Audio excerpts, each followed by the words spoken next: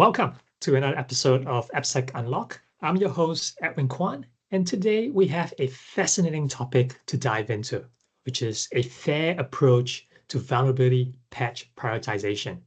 In this episode, we will explore how organizations can better prioritize vulnerabilities in their open source components using the FAIR model and EPSS.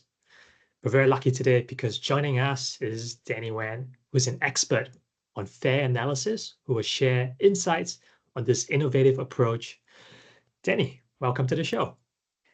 Thank you very much for the opportunity. Good to speak with you again, Edwin. It's been a while since our last chat.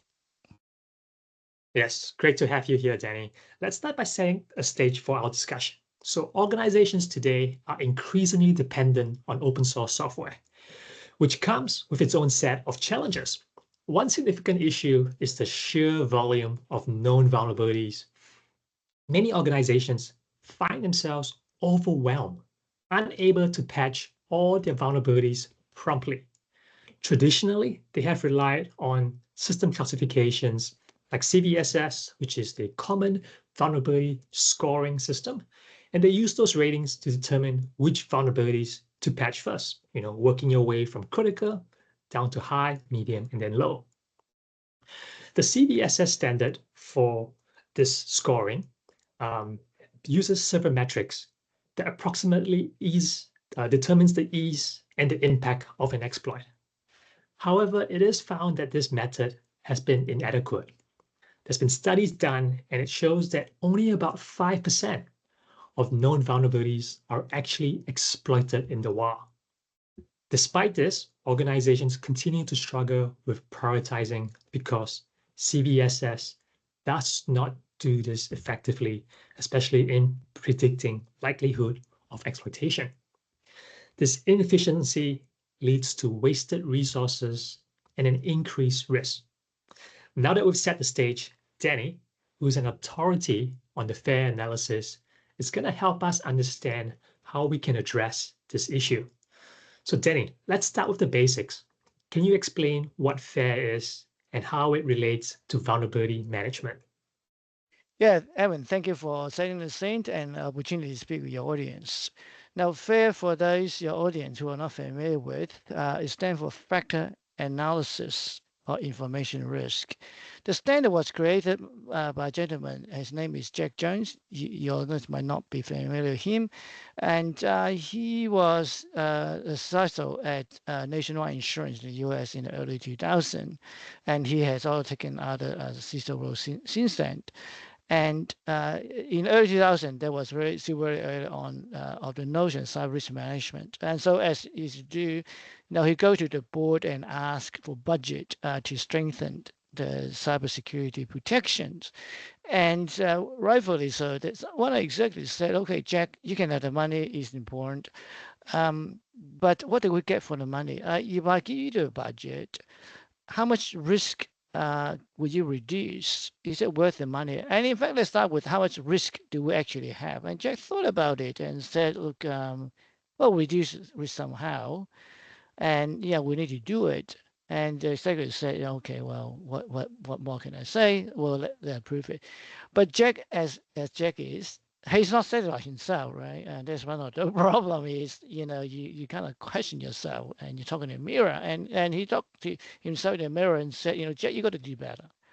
You have to be able to measure cyber risk, but how? So he started thinking about this problem very deeply and fast forwarded, some 24 years. He created the FAIR standard, which published by the Open Group, and is a taxonomy and analysis method to measure, not to treat or mitigate cyber risk, just to measure risk. Because as often they say, you can only manage what you can measure. I mean, otherwise you're like walking around in the dark without a torch and you just fumbling around, you hopefully don't trip over, right? So you have to be able to measure how far you go and are you going in the right direction? Like you get out of the house in the fire for smoke. So this is what standard, and the first standard, as I mentioned, was published by the Open Group. First publication back in 2000 So it's some like 15 years ago. So it's been vetted by the global community as a really structured and consistent way to measure cyber risk. And once you have that measurement, you can engage different executive and business unit into prioritizing just investment, not technology. So FAIR is most useful in having an informed conversations and in managing investment. Now, investment, I would just close out on this point, is not limited just to financial investment. Often we thought about, well, we don't have a budget. That's very true. But in fact, the most common resistance is not the monetary budget, is process friction. And as a joke is, if you ask the business to have, triple copy of everything, and people are going to, roll their eyes and say, you can't be serious. We can't afford slow down the business. And the most ironic thing is, even in 2024, as we are, Australian federal government still had to remind people you must update the device and use MFA. And you might wonder yourself, what year are you talking about? Do we not have NFA? Like you waiting for the key fob to send to you, or your devices, your network so slow you cannot afford to upgrade your devices. So this is a very serious matter, and it's not because of lack of capability, it's lack of willingness to practice the most basic of cyber hygiene. Hopefully that makes sense, Edwin. Yes, no, it does. And thank you for that explanation. So I guess we got Jack and his desire to do better with cyber risk quantification. That gets us there now. That's right. So let's turn our attention to EPSS. So what is EPSS and how does this differ from traditional vulnerability scoring systems like CVSS? Well, in fact, EPSS stand for Exploit Prediction Security Scoring. It's a security scoring system, and it is also developed by FIRST, which is the organization who developed CVSS. It's also security scoring. The difference is in the first two letters of the acronym. No surprise here. No guess. No no price guessing. So CVS, as you mentioned before, is common vulnerability, and EPSS stands for exploit protection, and it does not replace one another. It's not a better version of CVSS. What exploit protection aimed to do is, as you mentioned, that research shown only 5% of known vulnerability as classified CVE. Usually, most of them has a CVSS rating attached to it. Unfortunately, in the last like 10 months, a lot of CVE had no longer be classified with CVSS number, which is a bit of the problem. But putting that aside, so the exploit prediction is trying to help to answer the question of all this vulnerability, which 5%? Okay, there's 5%. Which 5%? And if I know, I would probably apply those patches first, because those are the 5% that are known, and I emphasize known, to have been exploited.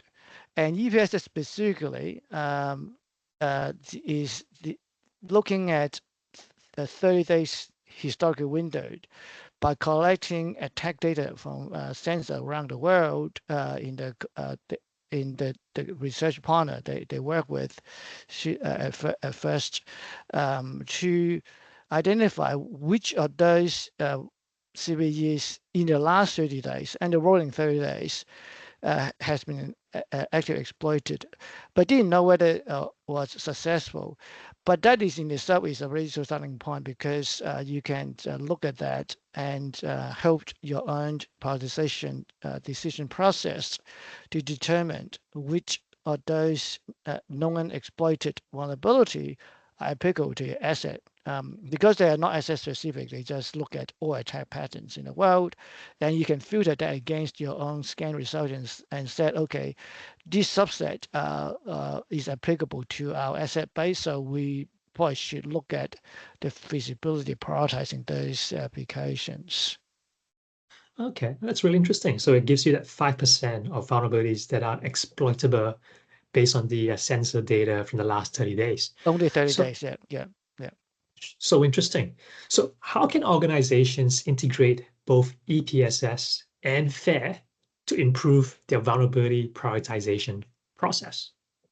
Okay, well, thanks for the question. So I'm concerned that this acronym can be confusing even to risk practitioner like a cyber expert like ourselves, and of course we had covered a little bit about FAIR and EPSS. Most are familiar with CVSS, but these are quite new terms. So maybe if I can, please tolerate me to use an analogy, and I would like to use a very common physical analogy of border protection. It's a hot topic, right? This year and government or persuasion in Australia, emphasis is emphasizing on being strong on the border. And of course, they're not talking about people flying from on planes. They are worried about people coming by boats, right? And there's there's another interpretation why the differences.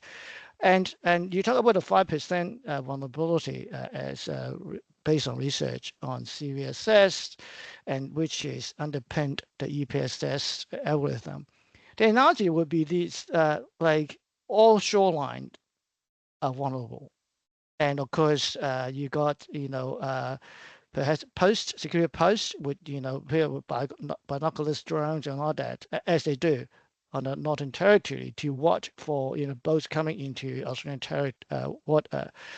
territorial water.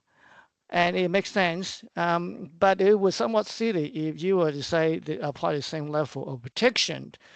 Done it whole body. It's like, come on, guys, you got better things to do, right? Yeah. And so you will really focus on, I would say, less than 1% of the Australian coastline with there's a lot of protection, even with over horizon radar and all that technology to scan for potential boats coming into Australian territory water. The coverage is still very small along the coastline. I would say much less than 5%, but that's effective, right? They do pick up the those entry boats. And another component that you haven't mentioned just as yet, and a lot of your audience are probably very familiar if they want to be management space, is the MITRE TTP framework. That is not looking at vulnerability by attack path or queue chains, right? And of course, the vulnerability enable those because some of the queue chains exploit vulnerabilities. But a lot of vulnerability as a very similar category as at least classified by MITRE TTP. And so you can look at that bunch of vulnerability and said, if this is a TPP we worry about, then we need to strengthen those regardless of the EPSS scoring or CVSS, right? So MITRE TTP give you a complete different view to operationalize your defense. So at this point, I want to expand my analogy of the border protection from petrol boats and security posts at Northern Territory. As you would know, that during World War II, the Japanese had sent a submarine not to Darwin as they did they bomb Darwin, but to Sydney. And they also, in fact, launched two midget submarines, one of which one was caught, the other actually got sunk and is still sitting at the bottom of Sydney Harbour somewhere. And so you could ask, why Sydney? Well, in fact, the better question to ask is, how did they catch them? Because if all the focus of defense was based in Darwin, which is they did got attacked by the Japanese through the air campaign, which is they did the right thing. They might not have invested in the ability to detect and caught those midget submarine. And of course, you can imagine if the midget submarine, take out a couple of boats in the Sydney Harbour, that would be create a hysteria across the country. Is this guy got us? Stay right in the center of our country and life at risk. So the Australian military, credit to them, has thought about the Sydney Harbour. Of course, we know the Southhead and Northhead with gun position, which were never used, never fired in anger. The major submarine was the only instant when the hostile action was detected and defended against. So this is equivalent of MITRE TPP. MITRE TPP is really the way cyber defender need to think about the attack path and focus resources in addition to, or in fact in parallel with, vulnerability prioritization. So those two go together. Hopefully that defense analogy make more sense is, and credit to the Australian Defense Department. They've done a good job and successfully defended Australia in World War II. Oh, that's a great analogy. So obviously, like the border is huge, Yeah. it's quite vulnerable, and obviously using something like a EPSS equivalent for border protection, they determine where to attack or where to defend. But then they also use the MITRE TTP, which we'll put some links on that in the show notes so that our listeners can jump into there for more information. So that sounds really promising. But I imagine, like all great frameworks, there are challenges in implementing this approach. Mm. What are some obstacles organizations might face, and how can they overcome them? Well, I think our own conversation demonstrated that the acronym, and I think unfortunately, we're in industry, we love our acronyms, right? CVSS, well, we might think is the a child's play, but it's not quite for our industry. And of course, we're showing the spending the work with FAIR and EPSS, and I think even caught your audience may somewhat surprised is what are these terms, and they will still might be scratching our head. So I think the communication, and that's why I use the border protection analogy, is how to improve the communication and demystify all these high tech terms. And sure, they're very specific and complex, but the way you consume those insights doesn't have to be. So, and ultimately, no defense strategy is foolproof, and therefore you had to bring people on board. And the Australian Defense Department have done a good job bringing the community along and the government along, and give them confidence, give us as citizens confidence. Our defense is strong, and so we had to do the same thing in cyber technology, because no matter what prioritize, you can always get surprised. Yeah, surprise. And like Colony Partner is a great example. It's not there was 0 day. It was no 0 day. It was that we just didn't bother to do the basic hygiene and checking, unused account, and revoke them or protect them properly. So this is easier said than done. And that particular example is very telling, because it wasn't a technical challenge to protect an unused VPN account. But the most barrier is not in my backyard. Why should I spend my time to turn off the account? And someone else's problem, I didn't create an account. Well, someone have to. Well, whoever someone was no longer here, or they are here, they're not interested. So I think this is the biggest problem, and FAIR is really designed to address the communication gap. And you might recall when I mentioned early on, FAIR is to only designed to measure risk, so you know you're going the right way and give confidence and maintain continued support from your stakeholder, your business. You say, great job, keep going, and no, it's nothing perfect.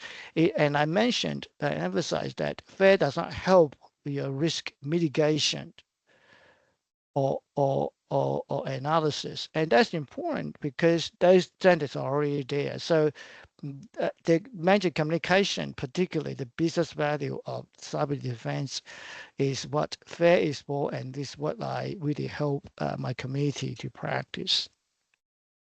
That's very insightful. And I guess we in the cyber business, like you say, don't do ourselves any service with all these acronyms that are confusing.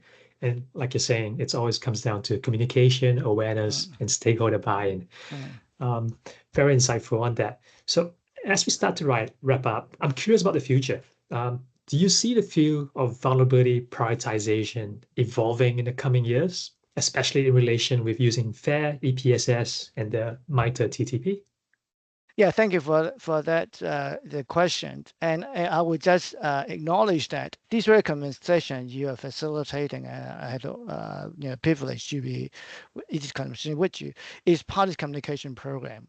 Our conversation doesn't help anyone to build defense, but help them to really better articulate, why they're doing what they're doing, particularly in terms of prioritization. So prioritization is interesting because you're not doing things differently. You change the order in which you do it, just the order. Now the order matters because as everything's go, you always run out of time, right? So what you don't prioritize, chances it would never get done, right? So the prioritization conversation is as important, more important than the vulnerability management activities you actually perform, like scheduling, patching, upgrade, re-architecting as your expertise in secure architecture. And the prioritization really draw focus and give confidence. Now, vulnerability occurs, the way we talk about it is software vulnerability. And of course, you have been recently draw attention to software supply chain, SBOM, that's a vulnerability conversation. These are known. And of course, in 2024, I commit no sin talk about using a word. It's AI. So vulnerability going to look very different going forward because AI will change the landscape. So with AI, of course, you no longer need to exploit technical vulnerability in the software. They're still there and you can exploit them. It's much easier to exploit logical flaw by tricking people, right? And an analogy I would use and I would pause at this point is as a infrastructure person started with Checkpoint software, deploying firewall infrastructure. When I started in the industry, we focused on next generation firewall. This is stable firewall, Checkpoint patented it. And nowadays who cares? Like your $50 home router has stable firewall. And they are stable. They don't care anymore because people stop exploiting stable vulnerability in the firewall.